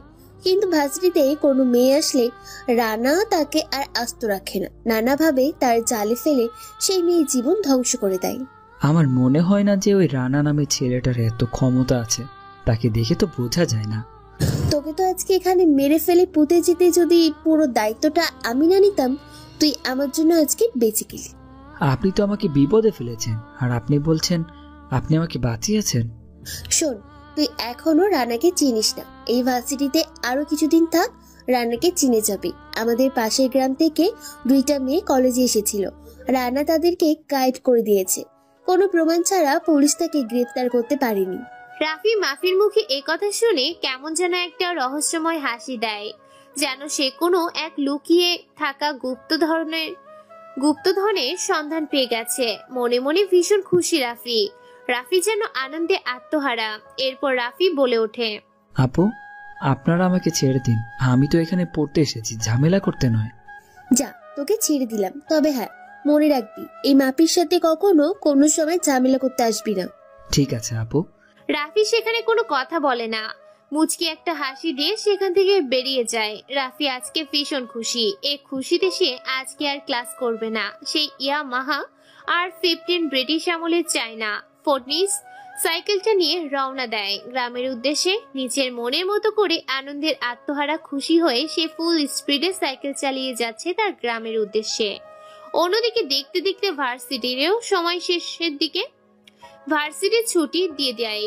মাফিও তার দলবল তাদের দামি বাইকগুলো নিয়ে রাস্তায় বেরিয়ে পড়ে। ছেলেদের মতো বাইক চালিয়ে এদিক ওদিক ঘুরে বেড়াতে থাকে। রাফি বাড়িতে চলে আসে, ফ্রেশ হয়ে হালকা কিছু খেয়ে চলে যায় চাচার বাড়িতে। জমিদার চাচার বাড়িতে সেখানে গিয়ে কিছু কাজ করতে হবে। সেখানে আগে থেকেই কাজ করছিল রাফসান, রাসেল, রাব্বু। রাফিকের এত খুশি দেখে রাফসান বলে ওঠে, কি রে রাফি, তুই এত খুশি কেন? মনে হয় ভার্সিটিতে এতগুলো ছেলে মেয়ের হাতে মার খেয়ে শালা পাগল হয়ে গেছে। রাফি রাসেলের কথা শুনে বেশ খানিকটা অবাক হয়। অবাক চোখে রাসেলের দিকে তাকায়। এটা দেখে রাব্বু বলে ওঠে, আরে বোকাচোদা, এভাবে আমাদের দিকে না তাকিয়ে তুই মোবাইলের দিকে তাকা, তাহলে বুঝতে পারবি আমরা ভার্সিটির খবর কি করে পেলাম। এরপর রাফি আর রাব্বুর হাত থেকে মোবাইল ফোনটা নিয়ে ভিডিও দেখতে থাকে। ভিডিওতে স্পষ্ট দেখাচ্ছে যে ভার্সিটিতে বেশ কিছু ছেলে মেয়ের র্যাগিং দিয়েছে, অনেক মার মেরেছে, এমনকি তাকে যে জোতার মালা যে পরিয়েছিল সেই ভিডিওটা পর্যন্ত সোশ্যাল মিডিয়ায় ছেড়ে দিয়েছে। এটা দেখে রাফি বলে ওঠে, শেষ পর্যন্ত কিনা তোরাও এই ভিডিওটা দেখে ফেললি? শুধু আমার না, এটা সারা বিশ্বের কাছে ভাইরাল হয়ে গেছে। তোকে ওরা এতজন মিলে মারলো, তুই কোনো কিছু করতে পারলি না? শুধু আমাদের একটা ফোন দিতেই জায়গার মতো কাজ হয়ে যেত। আরে রাসেল, এখন এসব বলে লাভ নেই। রাফি, তুই একটা কাজ কর, ভিডিওটা সাইবার থেকে ডিলিট করে দে। আর কাল থেকে ওই দলের লিডারকে যে আমরা গোডাউনে বেঁধে রেখেছি তার কি করবি? শোন, কাজ শেষে তোরা সোজা চলে যাবি গোডাউনে, সেখানে তার কাছ থেকে কথা বের করার চেষ্টা করবি। ততক্ষণে আমি ভিডিওটা কোনো একটা কিছু করে আমিও চলে আসব। এখন দ্রুত কাজ কর। তারপর তারা আর কোনো কথা না বলে কাজ করতে থাকে। প্রায় কাজ শেষের দিকে এমন সময় সেখানে আব্দুল চাচা চলে আসে। আব্দুল চাচা এসে বলে ওঠে, এই রাফি, তুই তো আজকে ভার্সিটি গিয়েছিলি, একটু আগে বিশ্রাম নিতি, তারপরে না হয় কাজ করতি। না না চাচা, এই তো কাজ প্রায় শেষের দিকে, আর একটু কাজ আছে, এগুলো শেষ করে চলে যাব। ভার্সিটিতে তোকে এতগুলো ছেলে মেয়ে মারলো, তুই কেন কিছু বললি না? কেন কাল থেকে তোকে আর ভার্সিটিতে যেতে হবে না? রাফি সহ সবাই অবাক হয়ে যায় যে চাচা সে ভিডিওটা দেখে ফেলেছে। মান সম্মানের আর কোনো কিছুই থাকলো না, মনে মনে ভাবছে রাফি। রাফি মুচকি এসে বলে ওঠে, চাচা, এগুলো তো ছোট ছোট বিষয়, ছোট ছোট বিষয়ে তো ঘাবড়ালে চলবে না। ঠিক আছে, তোরা যেটা ভালো বুঝিস সেটাই কর, আমার কথা তো তোরা কেউ শুনবি না। তারপর চাচা অনেকগুলো ঝাড়ি দিয়ে সেখান থেকে চলে যায়। তারা চার বন্ধু মিলে মন দিয়ে কাজ করতে থাকে। দেখতে দেখতে প্রায় কাজ শেষ। গরুগুলোকে খাওয়া দাওয়া দিয়ে তারপর ছাগল এবং হাঁস মুরগিগুলোকে ঠিকঠাক করে। রাফসান, রাসেল, রাব্বু বেরিয়ে পড়ে গোডাউনের উদ্দেশ্যে, আর রাফি চলে যায় তার নিজের কাজে। রাফি ঘরে বসে ড্রয়ার থেকে একটা ল্যাপটপ বের করে, এরপর ল্যাপটপ ওপেন করে, কোনো কিছু টাইপ করে ল্যাপটপ অন করে, এরপর ড্রাগন সাইট নামে একটা ক্যাপশন ক্যালকুলেটর এফে ক্লিক করে, সেখান থেকে 3 ডট মেনুতে, তারপর ব্যাক মেনুতে কয়েকটা পিন কোড ইউজ করে একটা ওয়েবসাইট ওপেন করে। সেই ওয়েবসাইটে প্রবেশ করে একে করে দেখতে থাকে ভিডিওগুলোর এবং পোস্টগুলো। অনেকক্ষণ ধরে ঘাটাঘাটি করছে কিন্তু খুঁজে পায় না। হ্যাঁ, তার ভিডিওটা খুঁজতে থাকে। এক পর্যায়ে রাফি সে ভিডিওগুলো এবং ছবিগুলো খুঁজে পায় সোশ্যাল মিডিয়াতে। তারপর সেগুলোকে সেখান থেকে ডিলিট করে দিয়ে সম্পূর্ণ রিভিউ ফ্রেশ করে দেয়। এরপর একটা মুচকি হাসি দিয়ে ল্যাপটপকে আবার বন্ধ করে দিয়ে সে জায়গায় ঢুকিয়ে দেয়। তারপর বেরিয়ে পড়ে সাইকেল নিয়ে গোডাউনের উদ্দেশ্যে। সন্ধ্যা 7টার পর পুরো গ্রাম নিস্তব্ধ, কারণ গ্রামে নেই বিদ্যুৎ। এই জন্য সন্ধ্যা 7টার দিকে পুরো গ্রাম নিস্তব্ধ হয়ে যায়। সাইকেল নিয়ে চলে আসে রাতে গোডাউনের সামনে। তারপর গোডাউনের ভিতর প্রবেশ করে সাইকেলটাকে স্ট্যান্ড করে গোডাউনের ভিতর প্রবেশ করে। সেখানে গিয়ে দেখতে পাই সেই দুইজন ব্যক্তিকে চেয়ারের সাথে বেঁধে রাখা হয়েছে। অনেক মারা হয়েছে, শরীর থেকে প্রচন্ড রকমের রক্ত বের হচ্ছে। এটা দেখে রাফি একটা মুচকি হাসি দিয়ে বলে ওঠে, ছিড়ে, তুই এখনো সত্যি কথা বলিসনি? রাফি এই কথা বলাতে ছেলেগুলো অবাক দৃষ্টিতে সেদিকেই তাকিয়ে আছে। মুচকি একটা হাসি দিয়ে বলে ওঠে তাদের লিডার, না রে, বলিনি, আর তোদেরকে বলবো না। তোরা যদি আমাদের মেরে ফেলিস তবু আমরা আমাদের মুখ খুলবো না। আর গ্যাংস্টার তোর সামনে দাঁড়িয়ে আছে, আর তারপরও তোর গলা খুব চলছে। তুই এখন আমাদেরকে চিনতে পারিসনি? তুই যত বড় গ্যাংস্টার হোস না কেন, আর আমাদের কোনো ক্ষতি করলেও আমরা আমাদের মুখ খুলবো না। তুই এতক্ষণ তাদের অত্যাচার দেখেছিস, কিন্তু আমার ভয়াবহ পাগলামি এখনো দেখিসনি। কথাটা বলে সামনের একটা চেয়ার টেনে নেয়। তারপর সেই চেয়ারের উপর পায়ে পা তুলে বসে পড়ে রাফি। রাফির চারপাশে আছে বেশ কিছু ছেলেপেলে, সাথে রাফসান, রাসেল, রাব্বু। রাফির সামনে রাখা হয় বেশ কিছু কাটা ছেঁড়ার সরঞ্জাম, যেগুলোর নাম বলতে গেলে গল্প শেষ করা যাবে না, তাই সেগুলোর নাম না বলে শুধু গল্পটা শোনাচ্ছি। এরপর রাফি একটা হাতে প্লাস নেয়, অন্য হাতে একটা চিমটি। তারপর প্লাস দিয়ে হাতের আঙ্গুল চেপে ধরে, তারপর চিমটি দিয়ে হাতের চামড়াগুলো তুলে ফেলতে শুরু করে। তারপর অন্য হাতে একটা প্লাস এবং অপর হাতে একটা প্লাস নিয়ে তার হাতের আঙ্গুলগুলোর নখ তুলে ফেলতে শুরু করে। এক এক করে তাদের সমস্ত হাতে আঙ্গুলগুলো নখ তুলে ফেলেন। তারপর সেখানে চুন ঢেলে দেয়। দাও দাও করে জ্বলতে শুরু করে, ছটফট করতে থাকে ছেলেগুলো। পাগলা কুত্তার মতো ঘেউ ঘেউ করতে শুরু করে, যেন জীবনটা তাদের বেরিয়ে যাচ্ছে। এ যেন মৃত্যুর থেকেও খুব ভয়ঙ্কর এবং ভয়াবহ যন্ত্রণা। এরপর একটা হাতুড়ি নিয়ে নেয়, নখ উপড়ে ফেলা জায়গাগুলোতে এক এক করে আঘাত করতে থাকে হাতুড়ি দিয়ে। প্রায় সেই স্থান হাতুড়ি দিয়ে পিটিয়ে পুরো থেতলে দিয়েছে। ছেলেগুলো আর যন্ত্রণা সহ্য করতে পারে না, ছটফট করতে থাকে গলা কাটা মুরগির মতো। এরপর একটা লোহার চিরুনি বের করে চিরুনিটা মুখের ভিতর দিয়ে ঢুকিয়ে দেয়। তারপর এলো পাথরে সেই চিরুনিটা দিয়ে টানতে থাকে। মুখের মাংস ছিঁড়ে গাল ভেদ করে মুখটা চিরে ফালা হয়ে যায়। খুব ভয়ঙ্কর দেখতে লাগছে। এই মুহূর্তে সে ছেলে দুটোকে গোল গোল করে তাজা লাল রক্ত বের হচ্ছে। এরপর একটা গাছ কাটা মেশিন নিয়ে আসে, তারপর ছেলে দুটোর হাতের উপর রাখে। ছেলে দুটো মনে করেছিল তাদেরকে হয়তো ভয় দেখাচ্ছে, কিন্তু রাফি মুচকি হেসে কোনো কথা না বলে চালিয়ে দেয় তাদের দুই হাতের উপরে। শরীর থেকে কবজি পর্যন্ত হাত আলাদা হয়ে যায়। ফ্লোরে ছেলেগুলোর হাত দুটো লাফালাফি করতে শুরু করে। এটা দেখে ছেলেগুলো লাফালাফি শুরু করে, সাথে চিৎকার। ছেলেগুলোর আত্মার যেন দেখার মতো নয়, খুব ভয়ঙ্কর অবস্থা হয়েছে ছেলেগুলোর। এরপর দেয়াল কানা করার একটা ড্রিল মেশিন নিয়ে এসে ছেলেগুলোর হাঁটুর উপরে রাখে। তারপর হাঁটুতে গর্ত তৈরি করে দেয় তাদের দুই পায়ের দুই হাঁটুর মধ্যে। তারপর সেখানে একটা গরম রড ঢুকিয়ে দেয়। গরম রডে যেন শরীরটা দাও দাও করে জ্বলতে শুরু করে। গলতে শুরু করেছে তার পায়ের হাঁটুগুলো। ছেলেটা আর সহ্য করতে পারে না, কেঁদেই ফেলেছে। অবশেষে কাঁদতে কাঁদতে ছেলেগুলো বলে ওঠে রাফির উদ্দেশ্যে, ভাই আমাদের ভুল হয়ে গেছে, আমাকে ছেড়ে দাও। আমি জানি তুমি খুব ভয়ঙ্কর একজন মানুষ। এসবের পিছনে শুধুমাত্র এমপির ছেলে রানা জড়িত, বিভিন্ন খারাপ কাজের সাথে জড়িত আছে। শহরে যতগুলো অপরাধ হয় শুধুমাত্র তার কথা দেই। আমরা শুধু টাকার বিনিময়ে তার সাথে কাজ করি, এর বেশি কিছু আমি জানি না। এইটা শুনে রাফি একটা মুচকি হাসি দেয়। তারপর একটা ব্লেড নিয়ে গলার ভিতরে ঢুকিয়ে দেয়। তারপর টান দেয়, সাথে সাথে গলার শিরা, উপশিরা, এমনকি ফিনকি কেটে গড় গড় করে রক্ত বের হতে থাকে। আরে রশি দিয়ে বেঁধে রেখেছিল ছেলেগুলোকে। ছেলেগুলো ছটফট করতে থাকে। সেখানে কিছুক্ষণের মধ্যেই তাদের প্রাণ পাখিটা উড়ে যায় দূর আকাশে। তারপর ছেলেগুলোকে ঠিক সে অবস্থায় যেন ফেলে আসে কোনো এক নির্জন জায়গায়, সেটা বলে দেয় রাফি। তার দলের ছেলেগুলোকে রাফির কথা মতো তার দলের ছেলেগুলো নিয়ে যায় লিডার আর বড় ভাইয়ের লাশ দুটোকে। রাফি বলে ওঠে, তোরা শোন, আমি এই বিষয়ে কিছু তথ্য পেয়েছি। রানা ইউনিভার্সিটিতে এসেছিল, তাকে আমি দেখেছি। তোর সামনে রানা এসেছিল, তারপরও তুই তাকে ছেড়ে দিলি কি করে? তাকে সেখানে পুঁতে দিলি না কেন? এত তাড়াতাড়ি ওকে মারি কি করে বল? সময় আর সুযোগ বুঝে, ঝোপ বুঝে খুব মারবো। কিন্তু রানাকে তুই এখন পাবি কোথায়? তাছাড়া ওকে যে করে হোক মেরে ফেলতে হবে। মারবো তো বটে, তবে খুব যন্ত্রণা দিয়ে, যেটা সে তিলে তিলে বুঝবে। কিন্তু তুই এসব তথ্য পেলি কি করে? কে তোকে বললো?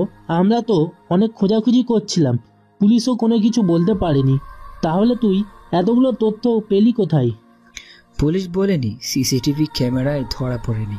তবে আমাকে মন্ত্রীর মেয়ে মাফি বলেছে রানার বিষয়ে। রানাকে খুঁজে পেতে তেমন কষ্ট হবে না। ওই কুত্তার বাচ্চাকে এত নৃশংসভাবে মারবো যে ওর মৃত্যু দেখে আশেপাশের সবাই ভয় পেয়ে যাবে। মারবো তো বটে, তবে তার আগে আরো কিছু কাজ করতে হবে। তোরা এমপির বিষয়ে ভালো করে খোঁজ খবর নে। আমার মনে হয় এর সাথে এমপি নিজেও জড়িত আছে। ঠিক আছে। তারপর তারা তিনজন বেরিয়ে পড়ে আবার নতুন কোনো গন্তব্যের উদ্দেশ্যে আগন্তুকের ভেসে। রাত 12টা বাজে, চারদিকে বেশ অন্ধকার, পরিবেশটা কালো আধারে ছেয়ে গেছে। শহরে অনেক জায়গায় বেশ নানান রঙের বাতি জ্বালিয়েছে, কিন্তু অন্ধকারে ঢেকে আছে গ্রাম এলাকা। শহরটা চাকচিক মরিচ বাতিতে রঙিন হয়ে উঠেছে। নাইট ক্লাবের সামনে পরপর 5-5টা কালো রঙের গাড়ি এসে থামে। গাড়িগুলোর ভেতরে বেশ কিছু লোক বসে আছে, কোনো কিছুর অপেক্ষায় অনেকক্ষণ ধরে গাড়ির ভিতরে বসে আছে। এমন সময় তাদের মুখে কোনো কিছু দেখে এক চিলতে হাসি ফুটে ওঠে। সামনে তাকিয়ে দেখতে পাই একটা মানুষ নাইট ক্লাব থেকে বের হয়ে নিজের লাল রঙের একটা গাড়িতে করে কোনো জায়গার উদ্দেশ্যে রওনা দিয়েছে। সে গাড়ি পেছন পেছন 5-5টা গাড়ি ফলো করতে থাকে। ফলো করতে করতে হাইওয়ে রাস্তার ওভারব্রিজের উপরে সে গাড়িটাকে চারদিক দিয়ে ঘিরে ফেলে। গাড়িটা না যেতে পারছে সামনে আর না যেতে পারছে পেছনে। এটা দেখে গাড়ির ভিতরে থাকা সেই ব্যক্তিটা বলে ওঠে, কে তোরা? আমার রাস্তায় এভাবে আটকানোর মানে কি? তোরা জানিস আমি কে?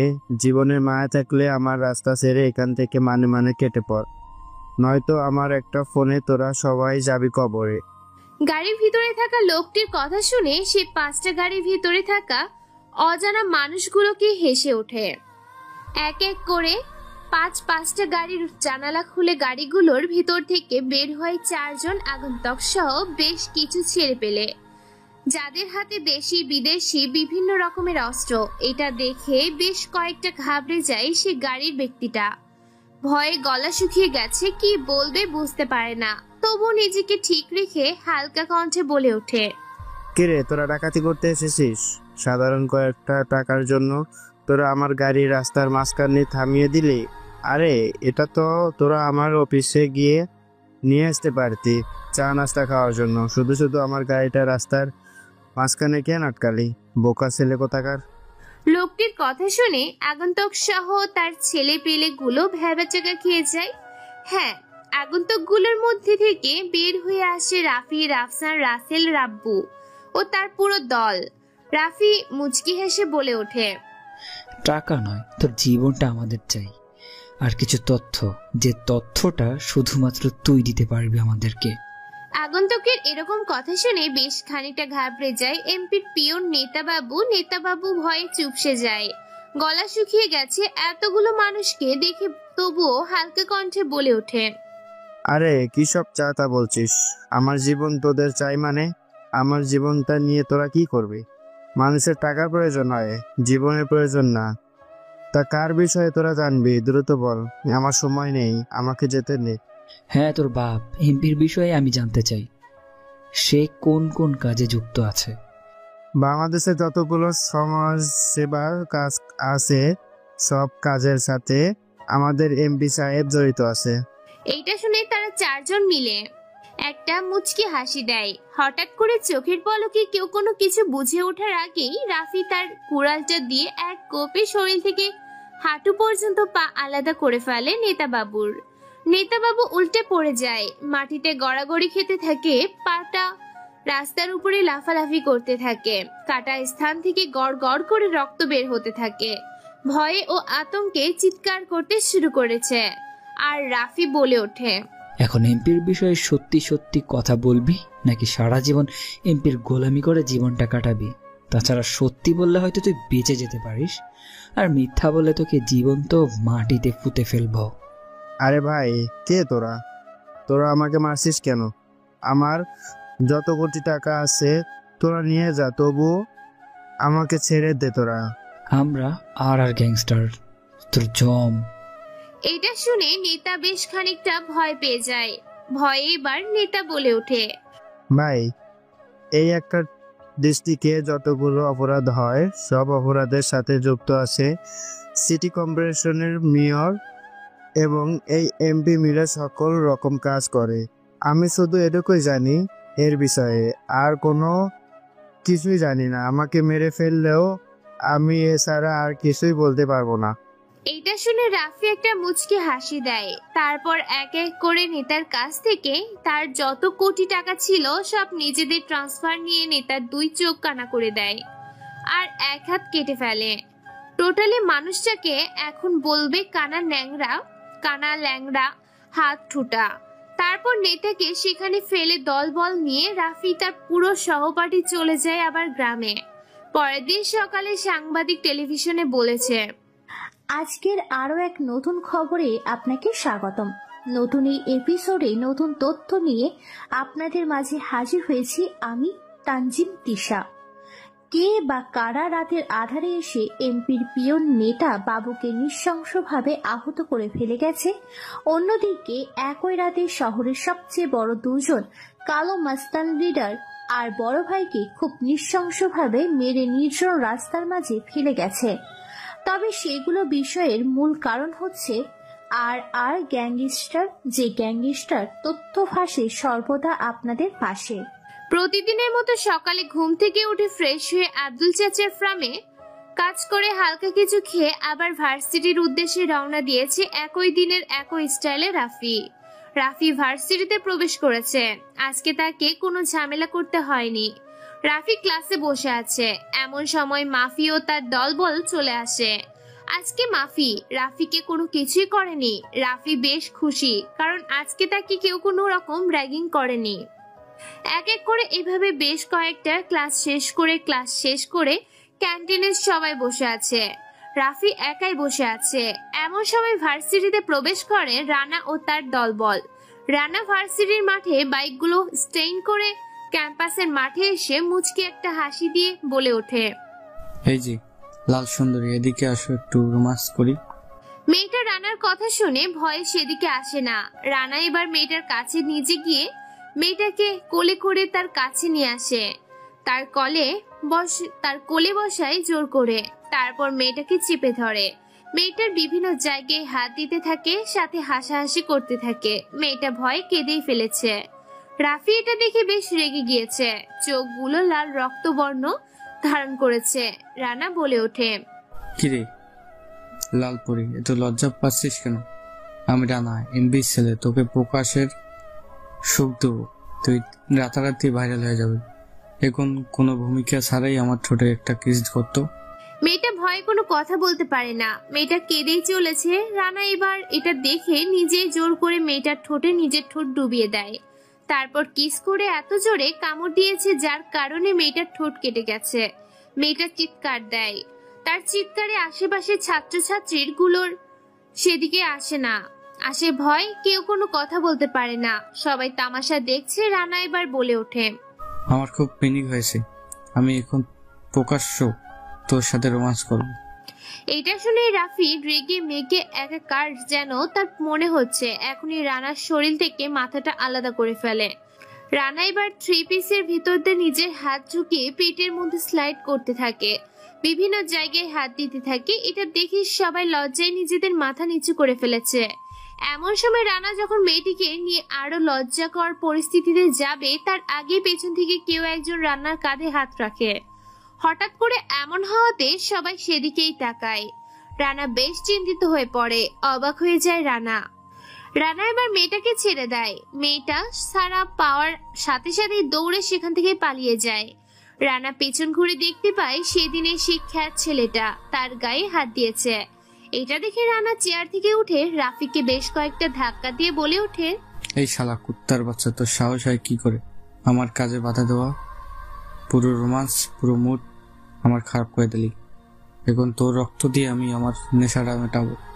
এটা শুনে রাফি পাগলের মতো হাসতে থাকে। তার এরকম পাগলের মতো হাসি দেখে আশেপাশে রানা সহ সবাই অবাক। মাফি তো হা করে রাফি দিকে তাকিয়ে আছে। রাফি এবার বলে ওঠে, কি বললি? তুই আমাকে মারবি? রাফি চৌধুরীকে মারবে? হঠাৎ করে রাফির মুখে নতুন করে অন্য গলার স্বর শুনতে পেয়ে সবাই অবাক হয়ে যায়। রানা এবার বেশ কয়েকটা ধাক্কা দেয় রাফিকে আর বলে ওঠে, শালা কুত্তার বাচ্চা, তুই দেখ তোর সাথে আমি কি করি। তোকে এখানে জীবন্ত পুঁতে দেবো, তোকে কেউ আমার হাত থেকে বাঁচাতে পারবে না। এটা বলে রানা হকি স্টিক দিয়ে বেশ কয়েকটা পায়ে বাড়ি দেয় রাফির এখনো দাঁড়িয়ে আছে। এটা দেখে সবাই অবাক হয়ে যায়। এরপর আরো বেশ কয়েকটা বাড়ি দেয়, কিন্তু হকি স্টিক ভেঙে যায়। রাফির কোনো কিছুই হয় না। এরপর রানা যখনই রাফিকে আরো আঘাত করতে যাবে, তখনই রাফি রানার হাত ধরে উল্টো করে রানাকে ঘাড়ের উপর নিয়ে আছাড় মারে এক মাটিতে। আছাড় খাওয়ার সাথে সাথে কয়েক হাত দূরে গিয়ে ছিটকে পড়ে। ব্যথার যন্ত্রণায় কুকড়ে ওঠে রানা। রানার ছেলেগুলো এগিয়ে আসে রাফিকে মারতে থাকে, আর আপনিও এলোপাথারি মারতে থাকে সবাইকে। রাফির এরকম মারামারি দেখে সবাই ভয় পেয়ে যায়, কেননা খুব ভয়ঙ্কর ও নৃশংসভাবে মারছে রাফি রানাকে ও রানার ছেলে পেলেগুলোকে। এটা দেখে রানা সহ ভার্সিটির সবাই ভয় পেয়ে যায়। অনেকে অনেকভাবে মেরেছে, মেরে প্রায় মাটিতে শুয়ে দিয়েছে। সবাই ভার্সিটির মাঠে গড়াগড়ি খাচ্ছে। কারো কারো হাত পা মুখ ভেঙে দিয়েছে। রানাকে এত মার মেরেছে যে রানা উঠে দাঁড়ানোর শক্তি খুঁজে পায় না। দুই হাত পা ভেঙে দিয়েছে রাফি। কেউ একজন আড়াল থেকে এমপি কে ফোন করে এমপি খবর শুনতে পেয়ে মেয়র সহ বেশ কিছু ছেলেপেলে নিয়ে ভার্সিটির মাঠের উদ্দেশ্যে রওনা দেয়। কিছুক্ষণের মধ্যেই তারাও পৌঁছে যায়। নিজের ছেলের খুব করুণ পরিণতি দেখে এমপি ভেঙে পড়ে। এমপি রেগে মেগে একাকার। এমপির চিৎকার করে বলে ওঠে, কুত্তার বাচ্চা, আমি এই শহরের এমপি, আমার বন্ধু মেয়র। তোর সাহস হয় কি করে আমার ছেলের গায়ে হাত দেওয়ার? তোকে আজকে এখানেই মেরে ফেলবো। চলে আয়, তোর জন্য তো এই ভার্সিটিতে আসা, মাঠে খেলা হবে। এটা বলে আরো বেশ কিছু ছেলেপেলে রাফিকে চারদিক দিয়ে ঘিরে ধরে। রাফি তাদের সাথে মারপিট করতে থাকে। রাফিও মার খাচ্ছে, ছেলেদেরকেও মারছে। অন্যদিকে আর গ্যাংস্টার সদস্যরা খবর পেয়ে তারাও রওনা দিয়েছে ভার্সিটির মাঠে। হ্যাঁ, রাফসান, রাসেল, রাব্বু ও তার পুরো দলবল ভার্সিটির মাঠে উপস্থিত। প্রায় 30টিরও বেশি গাড়ি। প্রত্যেকটা গাড়ি কালো রঙের। গাড়িগুলোর ভিতর থেকে বের হয়ে আসে তারা। সবাই ভার্সিটির মাঠে এমপি মেয়র এতগুলো ছেলেপেলেকে দেখে বেশ অবাক হয়ে যায়। এমপি আর মেয়র দুজনে ঘাবড়ে যায় এতগুলো ছেলেপেলেকে দেখে। কি করবে বুঝতে পারে না। ভার্সিটির মাঠে বিশাল এক মারামারিতে পরিণত হয়। পুরো মাঠ জুড়ে শিক্ষার্থীরা ভয় পেয়ে যায়। সেখান থেকে পিছিয়ে যায় সবাই। দূর থেকে দেখছে, কেউ বুঝতে পারে না এই রাফি ছেলেটা আসলে কে। রানা ও তার পুরো দলবলকে মেরে মাটিতে শুয়ে দিয়েছে। এমপি বলে ওঠে, কে তোরা? আর তোরা আমাদের গায়ে হাত দেওয়ার সাহস পাস কোথা থেকে?